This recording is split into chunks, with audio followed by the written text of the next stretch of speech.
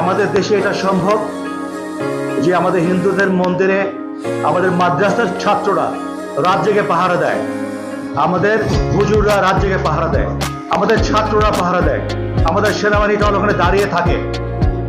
এগুলো কারা করছে? আমাদের মুসলমান ভাইরা করছে না। আমরা মুসলমান আপনাদের এটা করতে পারি না।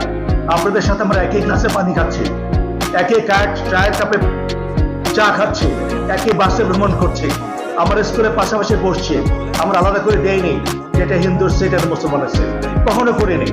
ইউনিভার্সিটিতে আমরা কখনো বলিনি আপনি হিন্দু, আপনি ওই জায়গায় বসেন। বাসে বলিনি আপনি হিন্দু, আপনি ওখানে যান। আপনার মন্দিরে আমি কেন আগুন দিতে যাব? আপনার বাড়িতে আমি কেন আগুন দিতে যাব? আপনি আমার ভাই, আপনার প্রতি আমার মহব্বত অনেক বেশি। আমরা মুসলমান, আমরা বিশ্বাস করি আপনাকে ক্ষতি করলে আল্লাহর কাছে আমাকে দায়বদ্ধ হতে হবে। আমি মরবো, আমার জন্য ব্যস্ত সুযোগ আছে, এটা আমি বিশ্বাস করি। অন্য কিছু বাদ দেন।